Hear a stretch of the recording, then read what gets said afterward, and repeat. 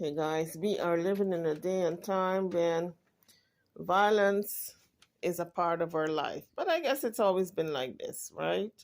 Human beings are subject to periods of violence, and that's something you cannot control because you might be the peacemaker and peacekeeper, and then somebody else is acting a fool and lashing out and want to unlive you and etc. So I was thinking about Jaguar Wright when I stumbled across this particular story, how she wants to unlive her husband. But this woman actually unlived her husband while the cameras were rolling.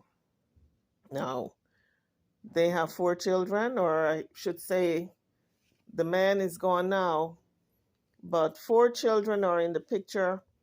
We hear her arguing with the husband. He came to get his things.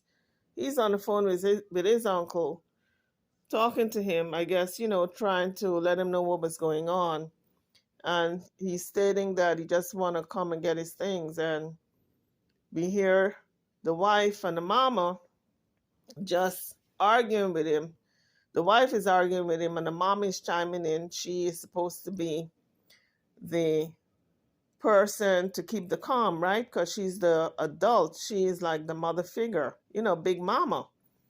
Back in the day, you got a problem, you go to Big Mama, and Big Mama straighten out the problems between the kids, the husband and the wife, the young people who are married. But Big Mama today, it all depends on the frame of mind of the individual.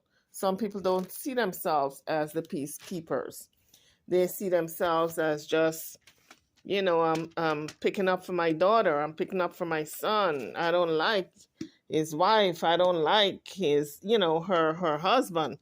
And so they look at it from that viewpoint, when in fact they should be neutral. That is their role as the parent, to be the peacekeeper with these kids. I call them kids, but what I mean, young adults who are married. So this young woman and her husband is married. Her mom is in the house. Her mom is chiming in. And this is my advice to anybody who's got a gun and you got a temper, get rid of the gun. Because you're going to use it one day with that temper. If you don't want to put yourself behind bars and put yourself in trouble, get rid of the gun. That's the first thing I got to say. Second thing is, if a man or woman wants to leave the relationship, let them go. Let them leave. They may change their mind and come back after you iron things out, smooth things over, go into counseling, have somebody counsel you, have your pastor at the church counsel your mama, your sister, brother, whoever. But after a few people talk to you and talk to the significant other, your husband, let both of you know where you went wrong, because sometimes you can't see the forest from the trees. You can't see where you're going wrong. Somebody else got to point it out. And then you said, okay, my bad, I'm wrong. So you don't act right away. In the heat of the moment, you may say and do some things. But after a day or two of calming down, then you can get to the root of the problem. So you let the person leave. You don't try to hold them. What you holding them for? If they want to leave, they're going to leave anyway, whether they leave at that time or at a later time. So you let them go on about themselves. So the mama seems to be just siding with her daughter, like a lot of mamas do, instead of quelling the situation, calming the situation down. And we hear the young woman getting more and more aggressive. She is not letting up. She's beating on him, because we hear him saying, don't hit me. And I guess she's pulling him, or, trying to start something. Because he came to get his clothes. And if you're trying to beat up on him and pull on him and be aggressive, you're trying to start something. You're trying for this man to hit you so you can turn around and file charges for assault. And the mama would back her up because the mama don't like him to begin with because the mama is talking bad about him. So the man is saying, listen, don't put your hands on me. And he's repeatedly telling her not to put her hands on him.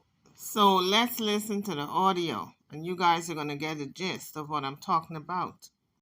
Yeah, people want to have something to say, but he ain't here with his kids. He ain't helping. He left at 6:00. He left at 6:06 to go be with his mama. Instead of trying to. Why is there got to be a question about do I need to cook for the kids? Why is there a question? And he don't never have to question. He don't want to question everybody's loyalty, but where is his loyalty at? But he want to talk about me what I am not doing. He want to talk about me what I'm not doing. Talk about unnecessary. Then he talking about calling the police. Talk about I'm gonna get my stuff. But you got 4 kids and a wife. It's 7:36. He can't even be. He can't even come here and cook for these kids. He can't even come here and cook for the kids. He got to be at work at 8 o'clock. Nah, matter of fact, he got to be at work at 9. Okay. So we hear her mimicking every word her mama is saying. Her mama is really trying to throw fuel on that fire. But he still got time to cook for these kids. And then he gotta go pick up his buddy from his job, Law. Well, he need to tell Law he need to get his mama car and go to work. He pick up his buddy Law, take him to work back and forth every day. I ain't got nothing to helping nobody, but he can't put gas in both cars. If Law ain't getting him no gas money to go to work, talking about people got stuff. Okay, he wanna put it like that? Oh, I got stuff to do too. I'm over here. I got stuff to do too. I'm over here. I'm over here cooking breakfast. Like I said. Yeah, what you on the phone with?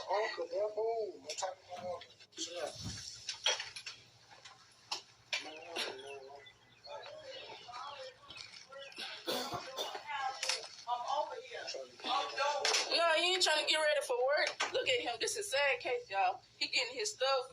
Look at that. Sad case. As a father. Okay, Jeremy, what is the conversation you want to have? Yeah, and your baby in the room. So he's saying in a very low voice, chill out. Be good. When the mama said, what is the conversation you want to have? He said, be good. He's trying to get his clothes. That's all. Hey, y'all. We're good. Give me my phone, bro. Don't show me. What is the conversation you want to have? What's the conversation? He said, what's the conversation? Don't touch me. I call the police over here. Do not touch me. He said, what's the conversation y'all want to have? What's the conversation you want to have? I'm finna send in. Don't get you touch me, please. Ain't nobody touching me. I'm gonna send my cousin over here. Do not touch me, bro. Don't call nobody over here. Oh, wait. Tell your daughter to keep her hands on me. What is the conversation? Tell your daughter to keep her hands on me. You don't want to slap me. Hit me now. So he said, tell your daughter to keep her hands off me. The daughter says, you're the one who slapped me. And maybe he slapped her a couple of days ago, and she's feeling salty and froggy because now her mom is around. She feels as though she can hit him now in front of her mama, because if he tries to hit her back, the mama and her are going to jump him. I'm still asking, what is the conversation? Oh man, that's what I'm finna do. I'm finna get out. I ain't really trying to argue right now. I'm just trying to get. So her mother is busy saying, what kind of conversation you want to have? And he said, no, I ain't trying to have no type of conversation. I just want to get out. Because he sized up the aggression between these two women. No matter what he says, they're going to jump on him. So he says, you know what? Let me get my things and get out. No, you want to go tell your family about this, about that. You want to do this. I'm trying to leave from over here and repeat, man. I ain't trying to argue at all. So all he wants to do is leave. He's not trying to argue. A lot of young men are in this particular situation. A lot of young men out there, when they try to leave, it's the most dangerous time for a man when he tries to leave that woman. So the shoe is on the other foot, because it's the most dangerous time for a woman when she leaves a man, but it's also the most dangerous time for a man when he leaves a woman. In his case, it's detrimental. It costs him his life. Now his mama is grieving for him, and he's got family who is going to miss him, who loves him, and who is going to be grieving. So Folks, before you make that next step into that violence that you're thinking, walk away. I'm trying to leave from over here, man. I ain't trying to argue at all. I'm gonna take my car key off. Don't have keys. Stop. What is the conversation? No, what's the conversation? What's the conversation? Keep your hands on. What's the conversation? Keep your hands on. Don't touch me, bro. What's the conversation? Move, bro. I'm trying to get ready for work, man. Go on. How you getting ready for work? What is going on? That's all I'm here. I'm over here doing. Talking about I don't do nothing for the kids. I don't do nothing. I do what I can when I can. But like I said, don't keep putting me in situations that's not my problem. And then, like I said, this is your family. You supposed to be here. Yeah, I've been taking care of you. Ain't straight. You're not good because you're not here to take care of these kids. He wanna go cop everybody. Keep your hands on me. Don't touch me again. Touch you. So he repeatedly said, don't touch me again. And she said, touch you. She touched him again, aggravating the situation. She wants the confrontation. She wants him to hit her. And I'm telling you, women, ladies out there, you know that some of you, not all of you, some of you, do this to your man. You aggravate, and when he touches you, then you want to file charges. Jason, sit there over here. We'll make it easy. Sit there over here. Ain't nobody finna come over here and do nothing. Get your hands on me, bro. Stop touching me. Move. Jesus, stop. Sit there over here, Ain't nobody coming over here. On me, bro. Sit down. Get your motherfucking hands on me. Stop touching me, bro. Stop. Stop touching me. I'm gonna kill you. Murder scene, Stop. Let go. Touch me. Touch me again. Touch me, motherfucker. Stop. Wait a minute. Ain't nobody finna do that. Ain't nobody finna do nothing. Open this hard for me. Ain't nobody. Stop. Don't worry about it. Stop. Touch me. Stop. Yeah. Touch me again. Yeah. Stop. Yeah, bitch. Stop. Stop. I'm not open here for this. Motherfucker gonna keep her hands on me. I kill your ass nice, bitch. Stop. So here we see her saying, I'm on live your ass bitch. Her mama is saying stop because her mama knows this is going too far. But this is what happens when you egg people on. You don't know the lengths they're going to go because you egging them on, but you don't know that they might just go all the way with this crap. Nobody, I can get out my bed for this. Stop. Oh, you ain't getting that. Everything in the top on me. Stop. Get somewhere and sit down. Y'all gonna have to stop all this. So we hear her saying stop as she's hitting him. Periodically she says stop.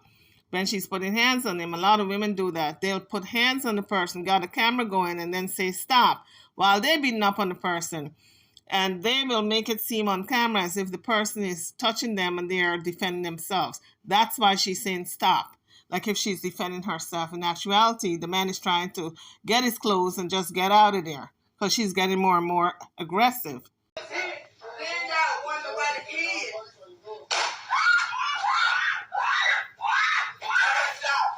So we heard the first shot.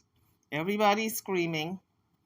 And I'm telling you, you don't know how far a person is going to go because remember, it's in the heat of the moment. And they may get a gun to maybe frighten the person or scare the person. But in the heat of the moment, when your anger is at 1,000, your adrenaline is going, you got hate in that person, you got hate in your eyes for that person, and you got your finger on the trigger, you might just pull it. So why even go there? Why even have a gun? But he should have had that recorder going, and from the time she started beating up on him, he should have exited and called the police department and say, listen, I'm here to get my clothes. My wife is beating up on me. Her mom is here, but her mom is not stopping her. She's just instigating. I need for someone from the police department to come down here for me to retrieve my clothes.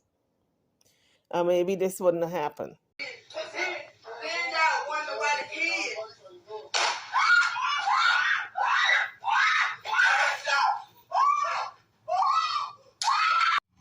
That was the second shot, folks. So she was intending on unliving this man.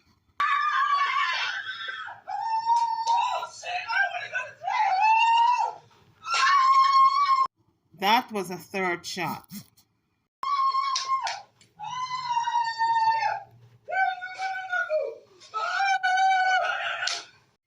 I think that was a third shot, or it could be the mama clapping her hand and screaming. So drop it in the comments section. How many times do you think this woman shot her husband?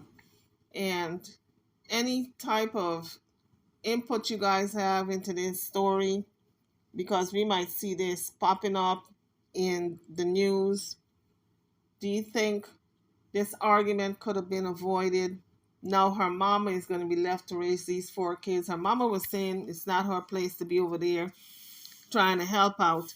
But now it's going to be her place now trying to raise those kids.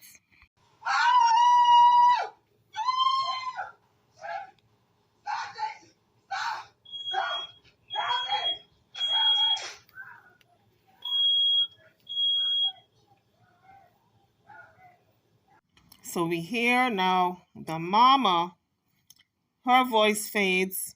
I guess she ran to the son-in-law's rescue and trying to maybe shake him, see if he's alive, because I think she's repeatedly calling his name. I couldn't make out quite what she was saying, but I think she's calling the son-in-law's name.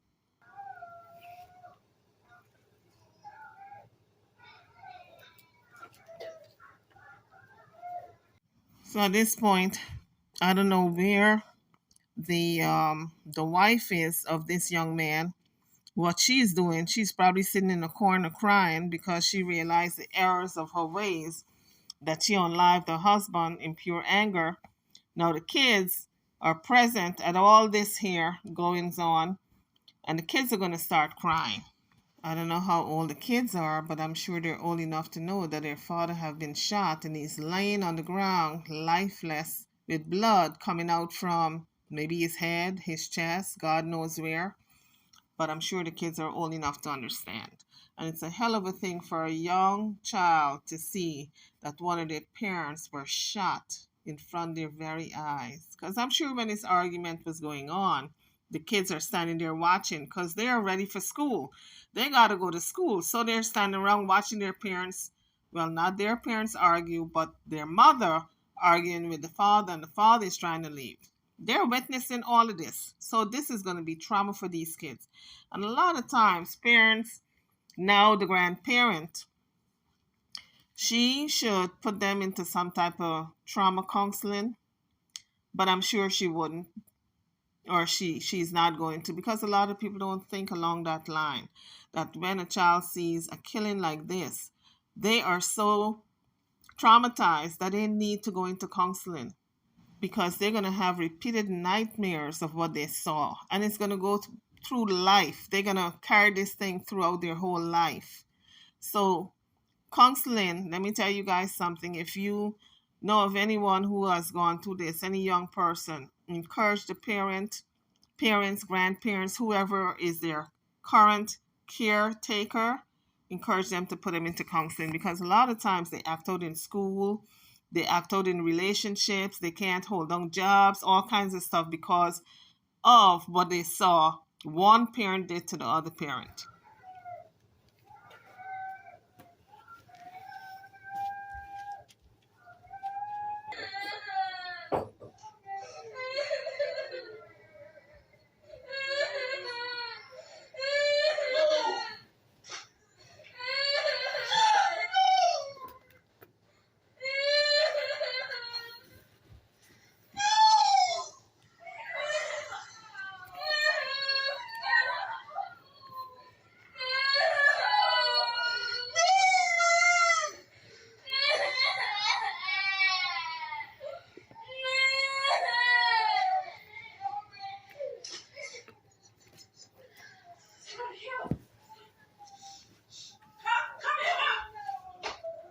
It's so sad to see those young kids cry. This should have been a normal school day for them. Now they got to go through this mess.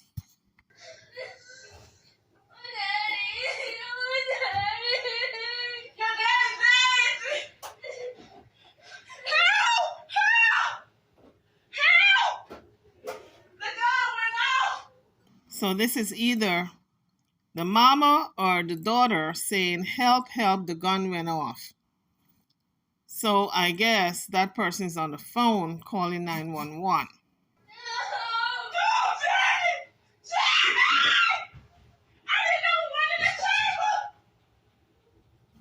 So this is the young woman now yelling. And she is yelling her husband's name. And she said, I didn't know there was one in the chamber.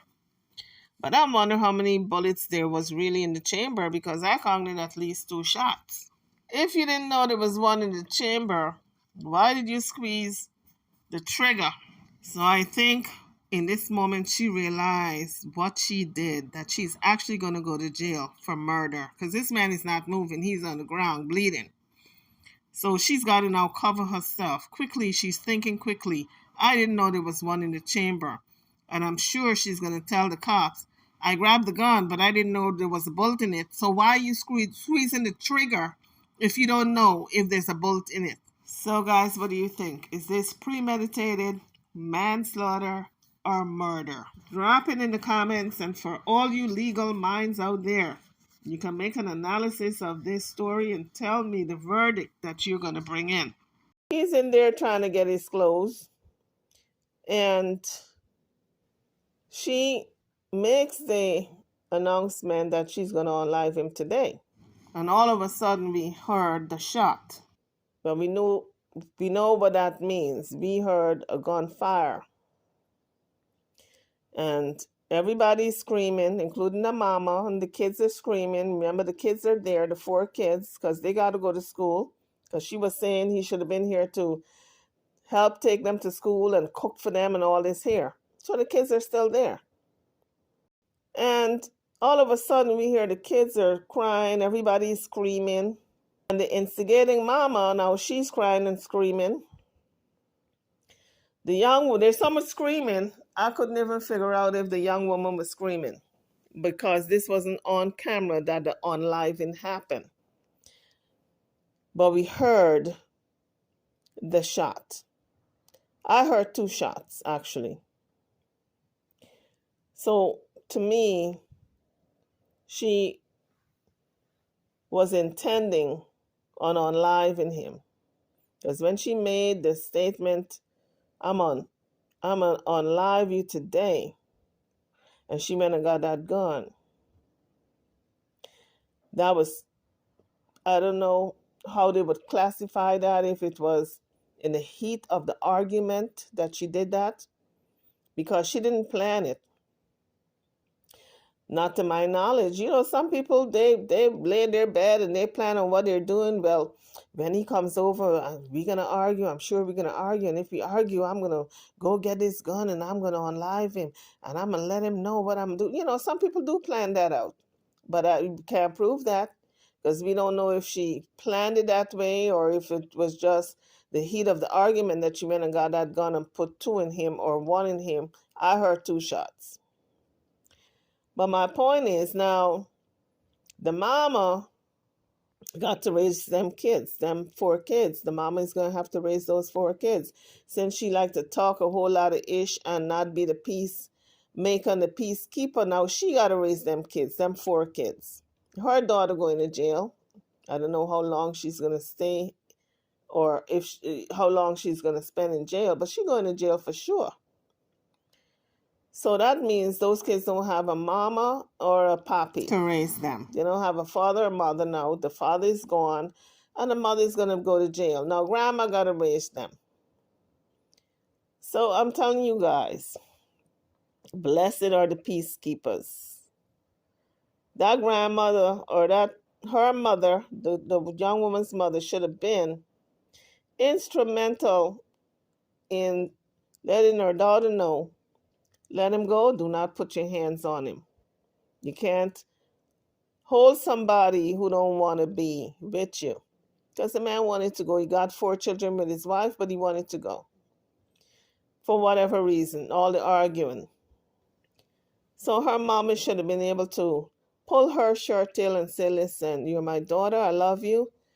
You got 4 kids. If he don't want to stay, I'll help to raise your children. You don't have to fight him to keep him. Let him go. So, people, I'm telling you all, we're living in a day where breakups can unlive you. People don't think twice about unliving you if you hurt them. So, when a person tells you, I'm unlive you, or they threaten you a couple times, believe them. Don't try to hold on to them, let them go. Because your health and your life is more important. YouTubers, drop your comments. Tell me what you think about this story, honey. But what I want to say to folks out there, you have to know when to stop being an instigator and when to start being a peacemaker. It can mean the difference between life and death in someone's life. This woman now got to spend all this time behind bars. For what? For a man who she probably would have out of love with in a couple of years. She probably don't even love him. She just wanted to hold on to him because of the kids. I'm over and out. Don't forget to like, share, and subscribe to my channel and to this video. Thank you for watching.